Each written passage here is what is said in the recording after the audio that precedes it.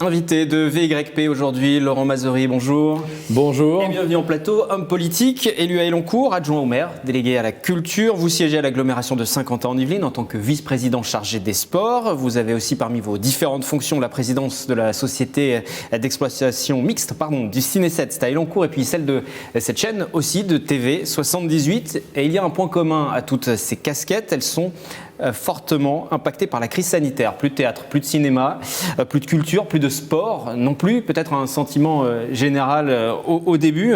Est-ce que vous avez peur pour l'avenir de ces secteurs, qu'ils aient du mal à se relever ? Alors certains plus que d'autres. D'abord, merci de m'accueillir, j'allais dire chez nous, mon cher Wilfried. Certains plus que d'autres, bien entendu. Et ça sera probablement beaucoup plus difficile pour les activités culturelles que pour les activités sportives, même si nos associations souffrent évidemment énormément, à la fois de l'absence des adhérents, mais aussi de l'absence des bénévoles. Et un des points majeurs pour les associations sportives, c'est de conserver, et ça sera de renouveler les bénévoles, parce que rapidement, les bénévoles vont passer à autre chose, et ils risquent de ne plus être là.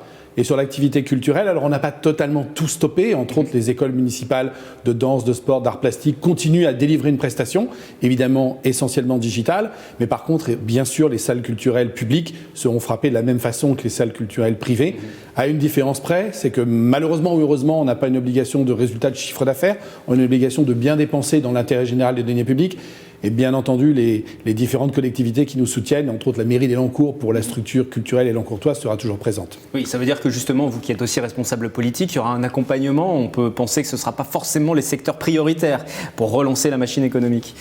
Il y a bien entendu un accompagnement, il y a déjà un accompagnement.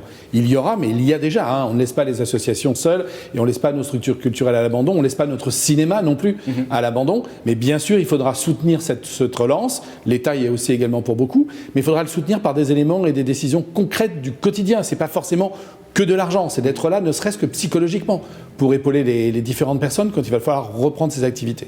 Si on parle du cinéma, plus spécifiquement du Ciné 7 à Elancourt, comment vous voyez l'avenir du cinéma ? Parce qu'il y a plein de questions qui se posent. Les cinémas sont fermés aujourd'hui. On voit bien que les distributeurs ont pris d'autres habitudes. Ils diffusent sur des plateformes. On peut citer Disney, par exemple, qui diffuse maintenant uniquement ses films sur sa plateforme de streaming. Ça veut dire qu'il faut repenser le cinéma, mais le repenser comment ? Alors c'est certainement pas moi qui humblement vais repenser le cinéma. En tout cas, quelle réflexion vous avez avec les salariés de la structure ? Alors d'abord, on continue à croire au cinéma parce que c'est un lieu social, c'est un lieu de rencontre. Et puis la loi, pour l'instant, nous protège encore. La loi, elle prévoit toujours en France un certain nombre d'éléments liés à la production et à la création cinématographique qui permet une redistribution dans les salles, qui permet de soutenir le fonctionnement de nos salles. Ensuite, les spectateurs sont notre meilleure garantie. Quand je vois les témoignages poignants que nous avons entre autres sur les réseaux sociaux pour le Ciné 7, d'un grand nombre de nos spectateurs qui sont fidèles, qui viennent par passion du grand écran et de la salle noire et du fait de regarder ensemble un film, moi je reste résolument optimiste sur le fait que à la fois les spectateurs reviendront, mais la programmation reviendra.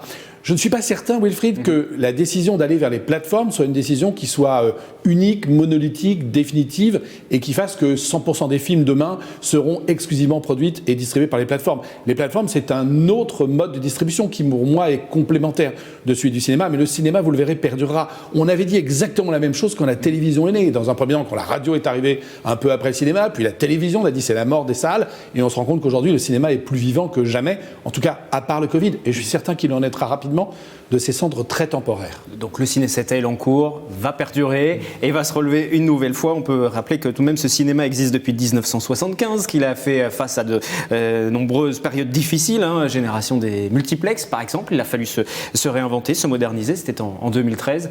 Et aujourd'hui, forcément, survivre ensuite à cette crise sanitaire. Je tiens à dire d'ailleurs que les années se suivent et ne se ressemblent pas, puisque le Ciné 7, en 2019, a connu sa plus forte fréquentation depuis son origine, avec plus de 110 000 entrées. C'était son plus gros chiffre. Et vous voyez, nous connaîtrons l'année suivante la pire fréquentation, puisque évidemment, nous sommes péniblement aujourd'hui à 30 000 entrées. Mais on voit néanmoins que dans un système de fonctionnement normal, les spectateurs sont bien au rendez-vous pour nous soutenir. On parle de la culture, on parle du sport aussi. Pour l'agglomération de Saint-Quentin-en-Yvelines, je le disais tout à l'heure, vous êtes le vice-président en charge donc du sport. En 2024, il y aura les Jeux Olympiques, les Jeux Paralympiques également. Il y a 5 épreuves olympiques, cyclisme sur piste, BMX, golf, VTT, épreuve d'escrime également, du pentathlon moderne. Et puis une épreuve paralympique, ce sera le cyclisme sur piste. Saint-Quentin-en-Yvelines, l'agglomération est prête pour 2024 ? Elle est évidemment à la fois psychologiquement prête et puis elle a quasiment tous ces équipements, à l'exception de la colline d'Elancourt, qui sont déjà disponibles.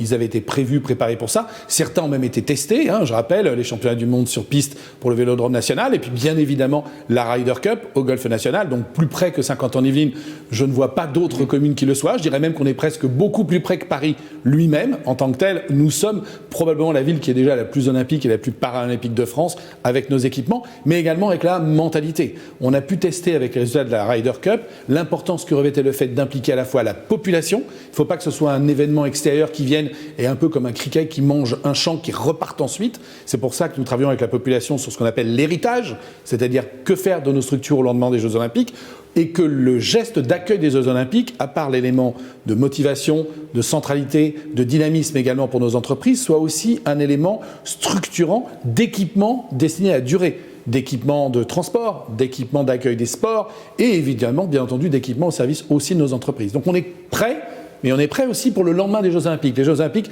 ne s'arrêtent pas en 2024 à Saint-Quentin-en-Yvelines. La situation aujourd'hui sanitaire qui entraîne une crise économique n'aura pas d'incidence sur ces JO 2024 ? Écoutez, je vais même vous dire qu'on pourrait prendre un côté positif.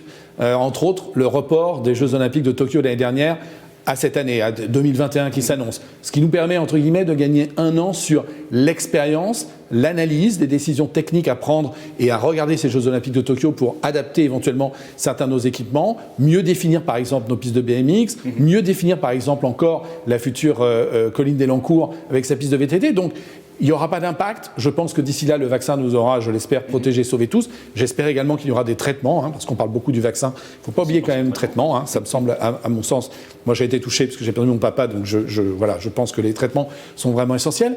Et c'est probablement quand même quelque chose qui, pour les Jeux Olympiques de 2024, nous apprendra à mieux répartir les foules, à mieux les gérer, à mieux les accueillir, à être encore plus humain, si on peut l'être, dans l'accueil des populations sur les différents sites olympiques à Saint-Quentin-en-Yvelines. Vous parliez de l'héritage, il faut aussi que la population s'approprie ces Jeux Olympiques avant même qu'ils n'aient lieu.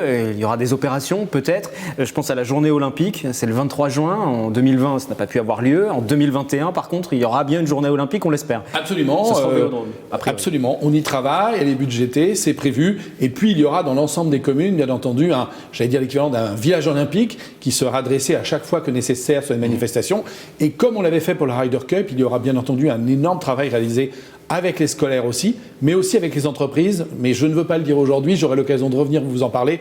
On réserve un certain nombre de surprises sportives, d'éléments majeurs et qui, je l'espère, deviendront des éléments récurrents sur le territoire. On va profiter à présent de cette émission pour parler un petit peu de TV78, de notre chaîne, pour ceux qui nous suivent. Je disais tout à l'heure en introduction que vous en êtes le président. Alors je vais donner quelques précisions pour les téléspectateurs. C'est une société d'économie mixte. Elle associe des financeurs publics, des financeurs privés qui se retrouvent au sein d'un conseil d'administration. Qui sont au sein de ce conseil d'administration, il y a des représentants notamment politiques de tous bords qui sont présents. À sa création en 92, TV Fil, à l'époque, TV Fil 78 ne couvrait que le secteur de Saint-Quentin-en-Yvelines. Aujourd'hui, ce n'est plus le cas. Vous pouvez le voir au quotidien, nous couvrons quasiment l'intégralité du département. Quelles sont les perspectives un petit peu de développement pour cette chaîne ? Alors, ils sont extraordinaires. Premier point, vous avez raison, nous couvrons tout le département, mais en réalité nous couvrons le monde entier, puisque nous sommes disponibles d'un point de vue digital, ce qui est quand même assez important, et puis nous sommes également disponibles sur le fibre et sur l'ensemble des box, sur la fibre et l'ensemble des box. Donc ça c'est important. Mais journalistiquement, vous avez raison, nous nous sommes organisés l'année dernière, et sous votre houlette, et je tiens à vous en remercier ici Wilfried, et avec l'aide de Patrice Carmouze maintenant également, pour avoir une couverture journalistique de l'ensemble du département des Yvelines. Donc le premier enjeu pour nous, c'est d'asseoir, de structurer définitivement la couverture du département, d'être présent partout où il y a besoin que nous le soyons pour remonter des informations, mais également pour montrer tout ce qui se fait de positif. Et le deuxième point, c'est effectivement cette révolution de ton, c'est-à-dire que nous sommes une télévision, nous sommes l'équivalent de la presse quotidienne régionale. Nous sommes, et grâce à vous, nous sommes présents tous les jours sur le terrain, nous remontons des informations et il faut que nous travaillions à montrer tous les attraits qu'a bien entendu à Saint-Quentin-en-Yvelines, mais qu'a également le département des Yvelines par rapport au reste des autres départements français, à montrer ce qui s'y fait de bien. Je n'aime pas pratiquer les anglicismes, mais je dirais les best practices. Quels sont les éléments motivants ? J'allume ma télévision, je vais savoir ce qui se passe à côté de chez moi, mais éventuellement, bien sûr, on va parler des problèmes, on va continuer à le faire, entre autres pendant le journal, on va montrer les difficultés, mais on va toujours les montrer en apportant des propositions de solutions et en montrant tout ce que les habitants, les entreprises, les élus de ce territoire font de positif au service du plus grand nombre. Nous sommes une fenêtre ouverte sur les Yvelines, mais une fenêtre qu'on a envie d'ouvrir pour prendre un bol d'air, pour savoir ce qui se passe et pour résolument être tourné vers un avenir, j'allais dire, radieux, ou en tout cas, et on le voit bien avec le confinement aujourd'hui, et on a vu d'ailleurs le taux de fréquentation sur nos différents supports qui a été absolument extraordinaire. Il y a une demande effectivement des téléspectateurs pour voir un petit peu plus, ils se réapproprient le local en quelque sorte, consommer local l'information aussi, et on vous en remercie pour voir un peu ce qui se passe à côté de chez soi. Juste tout de même, il y a eu de nombreuses télévisions locales ces dernières années qui ont disparu, manque de financement, ça semble pas être le cas pour notre chaîne. Les perspectives sont plutôt bonnes pour le développement, ou est-ce qu'il y a des inquiétudes à avoir, et c'est inquiétant aussi pour la pluralité des médias aussi Alors il n'y a pas d'inquiétude à avoir, sauf à ce que personne n'aurait pu prévenir le Covid. Donc demain il pourrait y avoir un astéroïde qui nous tombe dessus, et auquel cas on n'aurait pas de sujet. À part cela, c'est une boutade, mais enfin, il faut quand même toujours avoir présent à l'esprit que nous utilisons de l'argent public et que cet argent public, il faut l'allouer en fonction, bien entendu, de l'intérêt général. À ce stade, il n'y a pas du tout d'inquiétude. Je dirais même qu'il n'y a que des éléments qui doivent nous rassurer. Premièrement, nous travaillons à ce que le conseil départemental des Yvelines rejoigne le panel d'actionnaires dont vous avez parlé tout à l'heure. Qui dit conseil départemental des Yvelines dit d'abord une marque de confiance et dit bien entendu des financements, qu'il nous donne déjà d'ailleurs en partie. J'étais hier soir en conseil communautaire, les délibérations qui viennent nous soutenir sont votées à l'unanimité.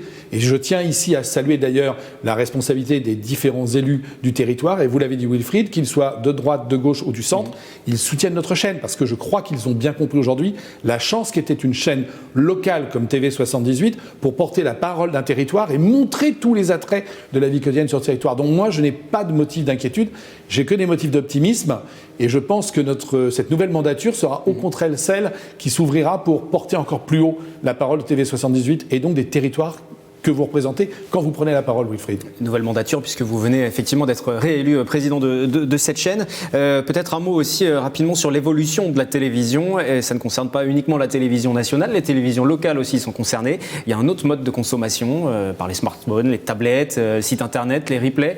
Il faut repenser tout ça. Il y a des perspectives de développement dans ce sens aussi? Alors déjà, il faut repenser la mise en image, la mise en son, le packaging du transfert de nos différentes émissions. C'est déjà commencé. Je crois qu'on s'y est attelé sous votre houlette et sous la houlette de Thierry Barbedette, notre directeur général, de manière efficace.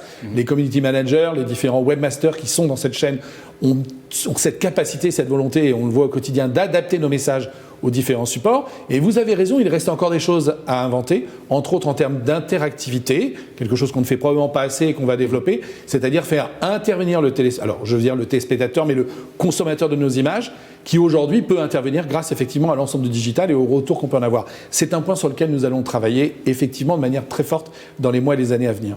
Dernier mot, dernière question. Principal projet pour vous sur cette mandature ? Pour TV78 ?